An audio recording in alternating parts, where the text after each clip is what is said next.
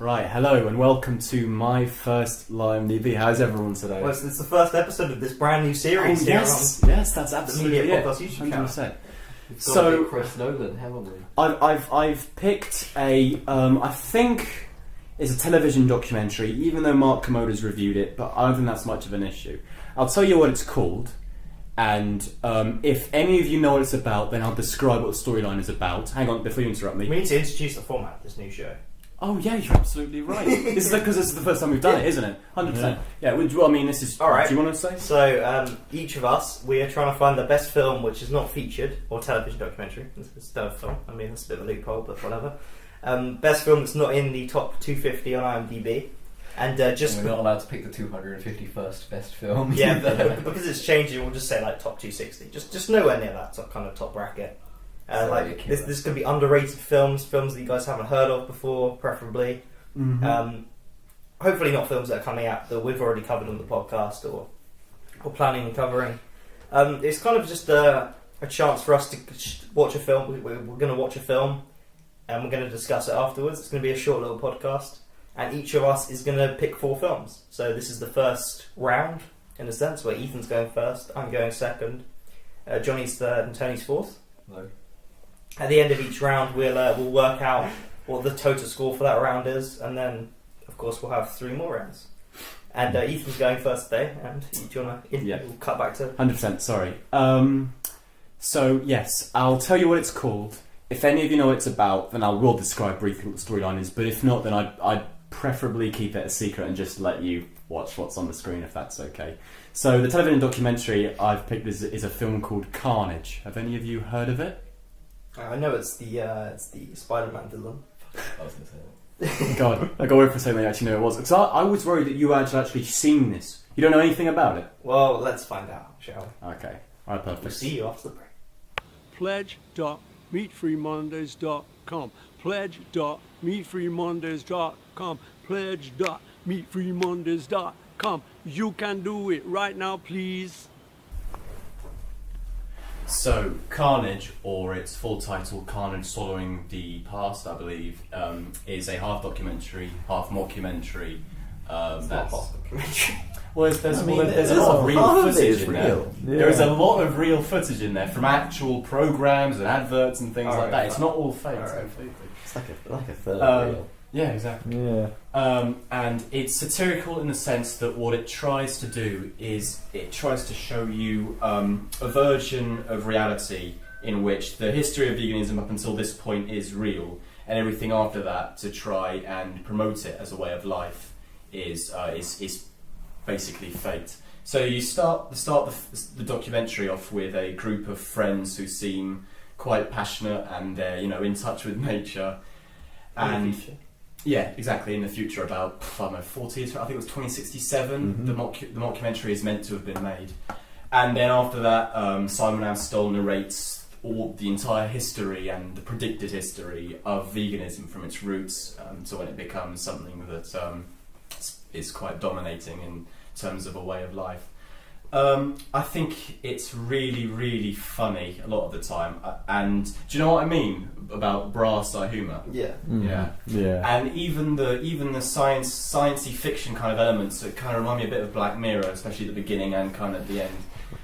And It's got David Cameron fucking a pig. yeah, so many funny moments. I think it does a great job in covering so many aspects about what could happen if veganism became a prominent thing in society. So many things. And veganism is it's not exactly, but it's almost a taboo. It's something that people don't like to talk about because they either think that people who are vegans are trying to be above themselves and they're attention seekers. Yeah. And a lot of them... I'm sure there are some like that, but I'm sure... Sure are good people. But I'm certain that most of them just care about the earth and don't think intensive farming or animal cruelty is good, because it isn't. It's inherently bad. Mm-hmm. And I think what I think Simon Amstell accomplishes really well is to show veganism and kind of... He sort of brings it down to our level because of how ridiculous it is at times, but but he never makes it seem like it's something that that shouldn't be achieved. It's always something that's like meant to be promoted. And I just think talking about this in a comedic way makes it entertaining and makes you want to watch it. And when I watched this for the first time, I only watched it once before then, and I didn't think I'd want to watch it again because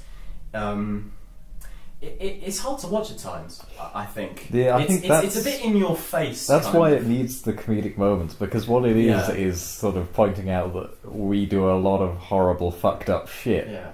And you can't. It's difficult to watch extended periods of that, so it has to put in jokes there to make it so you can watch it. Really. Yeah, exactly. I think it's extremely well edited, so much so that sometimes you can't tell if something is faked or if it's real. It feels like the kind of project that Simon Amstel in particular went through an enormous amount of effort to bring to life. And it's certainly something that he brought up when he was talking to Mark Commode about it. He said there were very many points when he just wanted to give up because it just seemed too idealistic, and he didn't think it would accomplish what he'd set out to do. And so I think the editing is really fantastic, and because of it, you can't really tell if something is found footage or if it's faked or whatever. I think it accomplishes that really well. I also think the acting is pretty good a lot of the time. I think a lot of what makes acting so good is the fact that the documentary style seems so real and so professional that it makes like that fake drama with Martin Sheen and Eileen Atkins, I think. It looks like a shot out of a real drama. Everything, because you're covering so many genres in that one mockumentary that it's just very different. It's very different. You get shown so many various different things shot in different ways with different camera angles, trying to set out a different accomplishment. And I just think it's really, really well done in that sense. Yeah. What do you guys think? Did you like it at least? Shall I go first?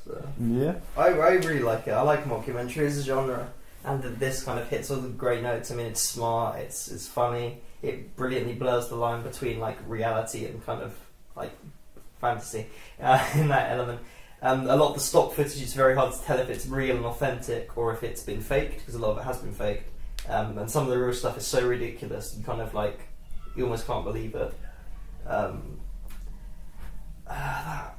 don't know. I feel like because it is funny, and if the primary goal of it is to be funny, there is a lot of kind of uncomfortable moments. Yeah, I feel like, I don't know, the overall message is kind of blurred, because you can say it's kind of like you could make an argument that this is pro-veganism or this is anti-veganism in a sense. I feel like a lot of the language of it's kind of like, it looks back in the past about how social change is like achieved.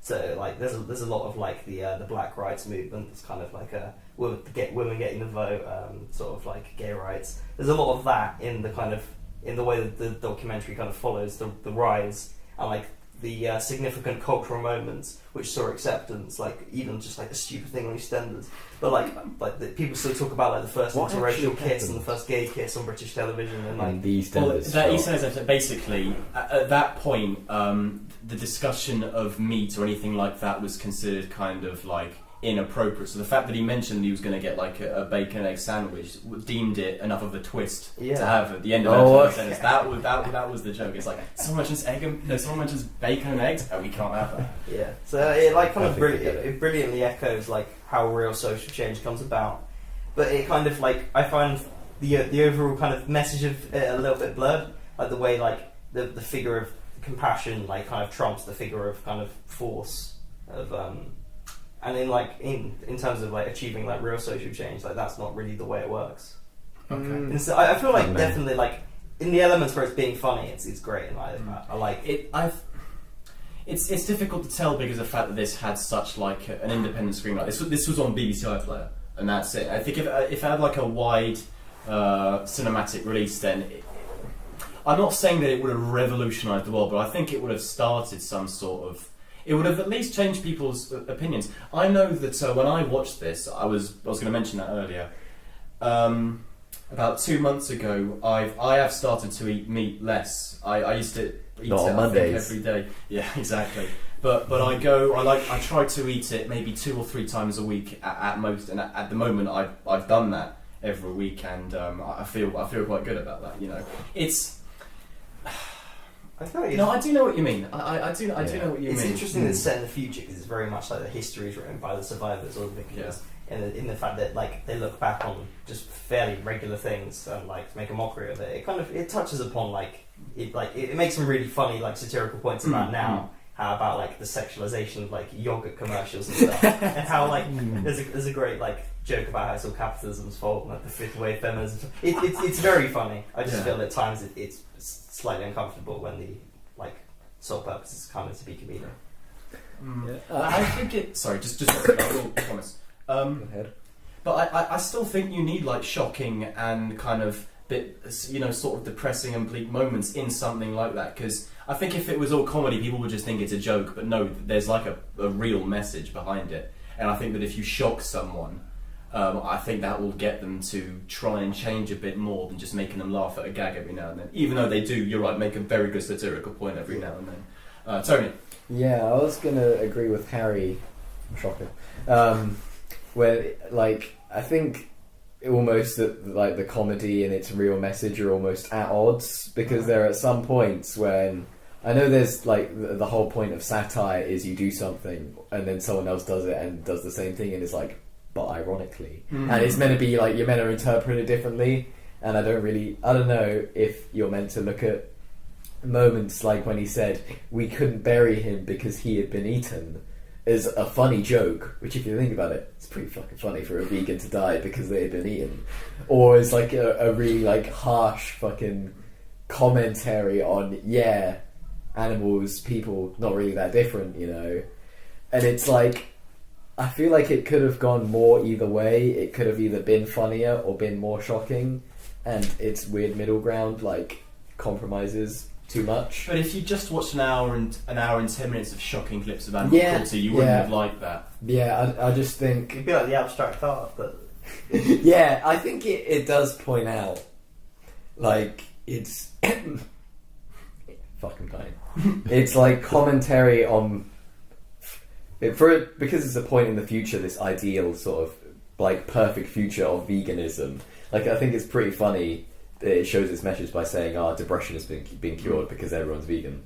But it looks back at the current, like, now in a way that is, like, pretty even-handed, even though it's like, yeah, veganism was the right way, but people back then were going about it wrong, you know? yeah, I definitely feel like that's where, like, all the sort of kind of, like, real social change stuff comes in. And the fact that, like, in the documentary, there's kind of, like, there's the elderly people who, like, it's kind of like, it's not their fault, because it's kind of like the way society was at the time. And it's kind of like, it literally like talks about the slave trade in this documentary.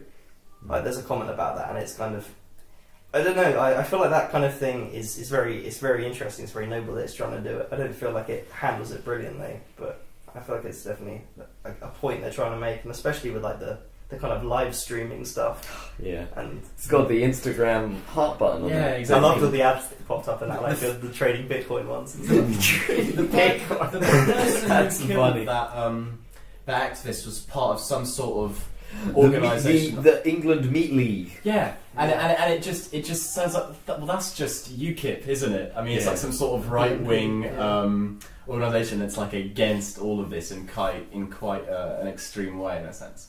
I mean, I'm not saying that. What's he called in the thick of it? I can't remember his fucking name.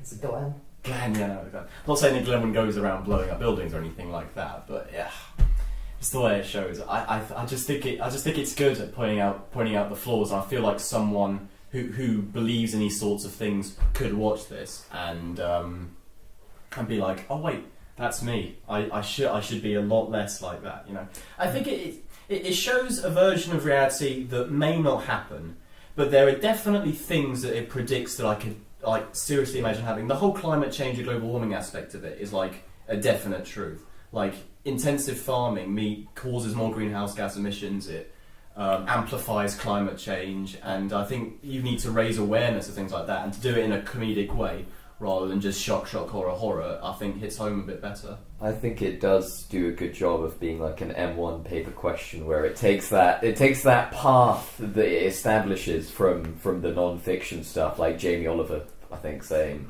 that the future is a plant-based diet, and showing how that would change. The one unrealistic thing that like almost makes it too idyllic to be believable is when it shows that we just read fucking animals' minds and they are human, just in animal skin. And it's like I don't know because that's almost like such an argument ender for the idea of, alright, well, if they're as fucking emotionally capable as a human, then of course it's bad. But it's the fact that, well, is it suffering to fucking, I don't know, just take a chicken's egg after it's done with it? But it almost, like, it's good at being even-handed at the beginning, but because it has that endpoint of being super idyllic in the future, it has to go there somehow. Yeah, I don't know. I feel like that as well. And I think that's probably because it wanted to play more into comedy of the idea of a perfect vegan future, rather than, I don't know, being a bit more realistic about it. I don't know. What did you think? Yeah, actually. Yeah, I think the reason why it takes that idyllic vegan future is, I don't know, it adds comedy to the moments and sort of puts a, I don't know, good moment to reflect back on. It is a good perspective to have, to be so far in that one side that everything on the other side of the opinion is framed in that way. Because I think as well, cleansing free Tuesdays. One of the points it's making is how in the moment we don't realise the things that we do, really. And it will be a future perspective that actually goes and points that out, which is why I think it's good to have that. But I still got the feeling that even in this vegan utopia there were probably things that still weren't too great, and this is just similar to how it's trying to present now, that later probably there'll be a documentary that looks back and goes, oh, look at these idiots drinking water. I'm not saying that the beginning of that film, when you see those teenagers in that kind of congregation, a incomplete peace and harmony, is something that will happen. I'm sure there will. I'm sure that everyone becoming vegan in the world isn't going to make everyone just happy and completely like this perfect idealistic world. I don't think that will happen. No, I think that's where it gets some of the jokes from, is that's a bit that it's sort of over-exaggerating, is the idea of the power of veganism. Yeah. But it's still a good point to be pointing out that there's a lot of horrible stuff that even if you don't agree that it's going to reach a ridiculous sort of utopia, you can still go, well, this isn't right. But what you mentioned earlier, I agree with you to an extent, but the whole reading the animals' minds, I don't think is like misplaced, because throughout you get shown very ridiculous things that I don't like the whole. That woman in a shady alleyway who's just letting men, drink it. I mean, that probably goes on today, though. Even that's not even that unreasonable. Yeah. What about the children's ball pit where you got sausages hanging down and you get sprayed by milk? Honestly, just take any kids' TV show, replace slime with meat, and that's that. I thought that might be real until they had Bashing the Vegan. I thought that might be real. Basically, I think the strength of it is when it's not like. I feel like when it blurs the line between what's real and what's fake, that's definitely the strength of it. Like when it's getting to like the kind of like just beyond where we are now in terms of like the kind of constructed future, where it's like, oh, and this was the Eurovision entry, and it's when it kind of it looks so authentic and feels so real. I feel like the moments in the future, which open the documentary, and like the whole mind reading stuff, is so ridiculous and it's so kind of like out there. It's kind of it takes away from it a little bit. Okay. I mean, it's got to be there, but it kind of but I think it's not the strength of it. I think it does a good job. It's a bit mismatched with the humour, but I think it does promote the vegan idea as a whole. And I think the most interesting thing it does is when the guy, like halfway through, he says, "We're not vegans. This is just normal. We're on the right side of history, and people who are on the other side, they get the label that is they're wrong. I mean that's happened. It's like you're a racist, Yeah. Instead Exactly. of You're whatever you're sexist. the It's not opposite like- of that would be Welsh lover, you know. You're one of them Welsh lovers, aren't you, Harry? Exactly. It's kind of Yeah. okay. It's a joke. Satire. This, but ironically. This risk is very good. Yeah.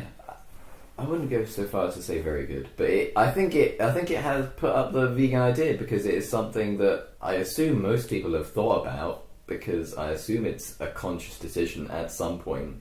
As soon as you hear about the idea of veganism, it's the idea of, well, I could stop, you know, and then it's the conscious decision to continue either way, because as it points out, everyone who decided that this was bad, they swapped overnight, you know. Mm-hmm. So, are any of you becoming vegan? No. I think I might try meat-free Mondays, to be honest. Yeah. You can do it right now. Is it Please. Is it Monday today? I mean, you just gotta go and pledge to me. No, That's.com, no. Tony. Oh damn! Well, someone that did it. depends when the episode is released. That's what day it is. I mean, what about, why don't we subscribe to Genocide 3 Tuesdays? See, once I have more control over what I buy and therefore eat, there's going to be a large drop in the amount of meat I eat. But I don't think I'll go completely out of my way. I mean, I come from a lineage No. of like butchers. It's kind of like, I don't really want to stop eating meat. I don't think I'll give up meat. I don't either, particularly but- like meat, to be honest. But I just Yeah. think promoting that awareness is a good start of some Because- sort, and I hope that one day we will get to a point where, I mean, maybe we're not, we're not going completely vegan, but I would hope that one day we'd reach a place where we stop slaughtering animals. You know, that's where I'd like to be. Yeah. It's a violation for sure, but I don't think taking an egg from a chicken is nearly as bad as killing it. I think, this is obvious. Killing the chicken is definitely the worst thing to do, and that's what I'd like to stop. I know I can't do that by myself, but that's what I'd like to see changed, rather than just making everyone vegan. Yeah, I don't entirely see the point of this to convince people to become vegans. It's not like a recruitment video. I think it's definitely like a satire on like how social change comes about, and it frames a contemporary idea, which is kind of like very niche, and goes, what if veganism, but racism, is essentially what this is doing. And I possibly the filmmaker is vegan. Oh, Yeah, I think it could have. I don't know. Even though It's not like It's ridiculous. it's not fucking like, it's not like those like pizza videos, is it? yeah, I always felt that Peter was a bit too looking down on people for it, and I like that it had The message more, of like compassion. Yeah, like, that's more better. It's like with Black Panther, you know, you can't just be the guy who wants to send missiles out everywhere and destroy the world just to change it. I think it's better, and I think it is a good. I think it's meant to start a discussion, what it is, it definitely has. and that's probably being weirdly mismatched in tone might even help with that. You know, it's like, was it funny I or feel was like it weird? Our this will probably be a longer episode than we normally have. Yeah, on Wednesday, because you've picked a good thing that we can talk about. So thank you. For It's, that. it's because it's a lens into. I'll have to match it next time. Yeah, we'll see about that. All right. Well, let's get to what ratings. I'll go first. I'll set the bar. So there are many films that I've seen that have made me feel an emotion or have been memorable for various different reasons, but I can't think of many things that have actually gotten me to change my lifestyle in any way. And though I can't predict if I'll ever stop eating meat, this has certainly got me to change my lifestyle in recent times. And I respect it for that. And I know you think it's about social change, and I agree with you. I think that's certainly a huge aspect of it. But the fact that it's got me to change that, personally for me, makes it something that's trying to promote veganism, additionally to what you believe. And yeah. I really liked it. And actually, on another note, many of the things that I've really liked in the past that I thought were a considerable amount of quality were things that I've not been too sure about when I first watched, and I sleep on it, and I wake up the next day and I think actually that was really good. It was like that with Hereditary, it was like that with Her Story, in fact, and I both think those are to a considerable amount of quality, including We'll this. talk about both of those in later podcasts. Yeah, we will. And so I'm gonna give this a 9 out of 10 because it has changed me, and I respect that immensely. I think Simon Amstell is a great comedian. I think I respect him for having written, directed, and narrated this all. I think that's a really great feat. And yeah, like you said, it started a discussion. I'm not saying it will revolutionise the world or anything like that, but at least it's kicked something into starting. So yeah, it's a 9 out of 10 from me. Okay. Well, I really enjoyed it. I feel like it's almost about sort of just revolutions in general. I mean, like, you can take the whole, like, you can take it as like, oh, this is why we should be vegans at that level, or you could go like into it like the way I'm viewing it is like this is just kind of like satire on like how social change comes about, and it's taken like a relatively humorous kind of concept of like, oh, we should all stop eating meat, and gone like, oh no, like, genuinely, like, this is serious, and like the way that narrative's told, like in the future looking back, or like with disgust, and it does well to set that up early on. So kind of like, and the way that the documentary's framed from that point of view creates both humour and kind of like it's interesting. It's an interesting way of telling it. That being said, I feel like kind of creating humour out of like things like people like genuinely like dying for like causes, and the humour out of like, oh yeah, this is just an animal being shot in the head, kind of creates like a jarring tonal shift, which sometimes works for me, sometimes doesn't. So that's why I'm going to give it an 8 out of 10. Okay, cool. Jonathan Knowles. Yeah, so I think it does well to balance the comedy and shock elements, and yeah, I think it does very well not to be preachy when it's got a message. Well, when I assume because the person that made it is vegan, the overall message they're going for is it would be nice if more people were vegan. Yeah. But it just feels like, yeah, it'd be nice if more people were vegan. It's not, you have to do this. Yeah, even though ironically it is about vegan like influencing politics and like actually, yeah, this is how the world is now. I think it focuses less on the political stuff and more like, well, personally, after the really interesting stuff, like the social stuff, yeah, I literally just like, this is like a social perspective. This is a drama that changed attitudes and stuff. Yeah. It was weird that people thought that they should have ownership over things, and the whole sort of pointing out the Queen, going, yeah, they decided this one was better than them all, so they decided they were better than this. Anyway, I'm also an 8 out of 10. Well, I think, I don't know, I don't want to say that I dislike it to any degree, but I think that it is good for its promotion of a discussion, but I feel that it's like, yeah, we've brought up how it's mishmashed at points. I don't want to say that it's like limited in any way by not giving it as high a score as you guys have, but I don't know. I feel like Tony, stop keeping me in suspense. Well, I don't want to give it a score that is lower than what you've given it.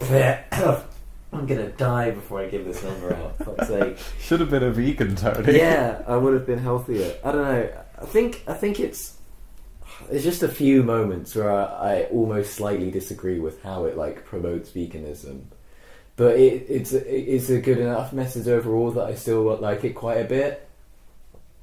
And of course, it's edited, well put together. I think I'm just rambling at this point. I'm going to give it a solid 7 out of 10. Yes. I never hated it. Ethan. No, but I was worried you were going to give it a 6. No, I was happy with at least I know. 7, so I'm happy with that. I thought I saw Sorry to jump. No, that's just the most anyone's ever celebrated, a 7 out of 10. Jesus Christ. Yeah, I had to put it in context with the future score I'm going to give. So yeah, I didn't want to say I like one more over the other, but that'll be revealed soon. So yeah. On episode 2, where I am picking something. I mean, what could I pick? I mean, there's so many choices to follow this one up. Maybe I'll pick something satirical as well. Who knows? Maybe I'll even get that guy who was doing that vlog, you know? He seems good. We should have more of him. We should. Meatfreemondays.com. I can't believe that came up today, and I Ethan know. had picked And this. the greatest thing was that I didn't even bring up Meat Free Mondays. It was you, and it just happened that I picked this on the day to have that. Yeah, It's quite God, that was fantastic. great. But yeah. You can do it right now, please.